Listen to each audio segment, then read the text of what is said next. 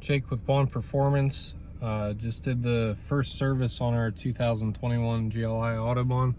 It's got 8,277 miles on it as of right now.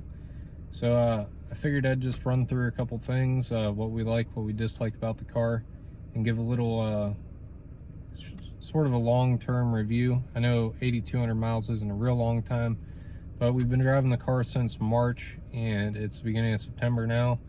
So I feel like we've got a pretty good grasp on the pros and cons, so we'll jump right into it.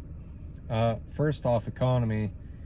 The car's done great. It does better than my Mark 7, which is to be expected since mine's modified and this one's stock. Here we go. Long-term stats. Over the last 502 miles, we've averaged 33.1 miles to the gallon with an average speed of only 28 miles per hour. So obviously no freeway driving there. On a trip to Ohio and back, the car averaged 38 miles per gallon. Might have even been 38.6. So for DSG transmission, don't mind the mess, sorry about that. Yeah, that's a typical wife car. That would drive me nuts. So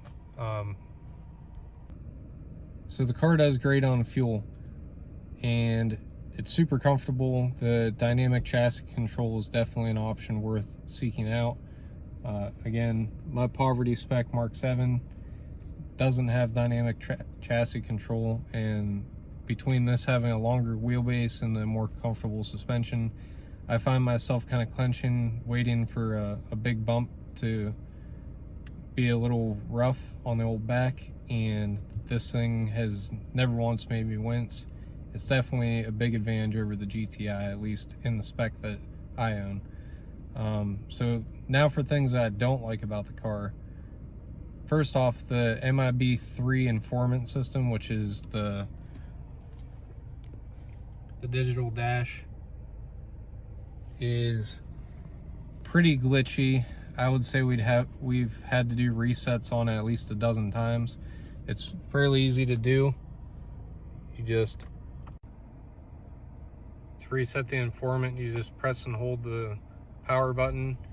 It usually takes about 30 seconds of press and holding for it to completely power down and reset. So it's beginning the process there. So normally when it freezes, the problem will be you don't have any volume control, but it has failed to even initiate its start when you start the car, which is pretty annoying. So that's definitely a nitpick. The other nitpick is with the extra sensors that are built into the windshield on this car and the smaller rear view mirror versus the earlier models, it creates a blind spot. I'm holding my phone right at my eye level, and that blind spot is kind of exaggerated by the seat. Has this large control box under it to facilitate all the electronic adjustments and the ventilation. So that S model probably wouldn't have this problem so much. I'm not excessively tall, but I'm over 6 foot. I'm about 6'2". So just in my field of vision, that's pretty bad. For my wife down here, it's not a complaint. She's like 5'4" maybe. Oh, she doesn't watch these anyway, so it doesn't really matter if I got her height right. But yeah, so that's a nitpick. If you're taller, it's something you might want to do an extended test drive and see how much it bothers you. What else can I say? It's been a great car. Like I said, this was the first service on it. I'm really happy to report it didn't burn any oil at all on 8,277 miles. So while some cars will burn some oil on break-in, this one hasn't at all. So that's a good thing. And I honestly can't say the same for the Mark 7. When I originally broke it in the first couple thousand miles, it was using a little bit of oil, about a quart per oil change, half a quart maybe. and it's gotten to the point where it doesn't use any oil across a 7,000 or 8,000 mile oil change either. So really happy that this one hasn't burned any yet. No coolant loss or anything. If you're an enthusiast, you won't like the tires. Volkswagen puts really high tread wear tires on. I think these are 540 or 600 tread wear, which is not a performance tire by any means. So when the time comes, I will be upgrading to Michelin all season 4s, which is what's on my car.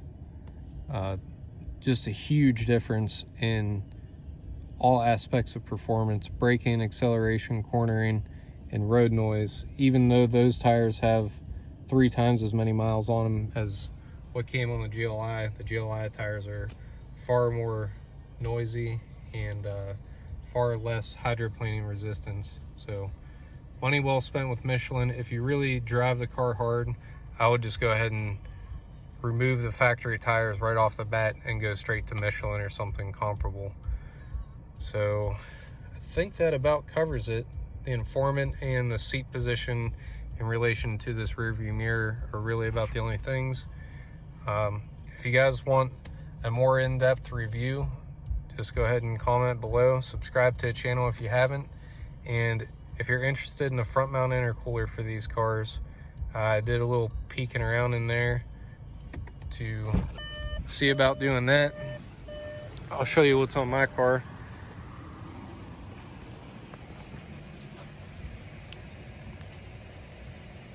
This is my front mount intercooler kit for the Mark 7. I offer these for the Golf R and all the front wheel drive Mark 7s except for the GLI right now. So considering expanding into that. I do, as I've mentioned in other videos, offer a downpipe and a mid pipe for that car. So thanks for watching, guys. See you next time. Also, as a little bonus content, I'll throw it in at the end. I test fit 10-spoke set of Audi wheels on the GLI. I'm gonna try and talk the wife into switching to those when these tires are worn. So I'll show you what that looks like and a couple pictures from the service. Thanks for watching, guys.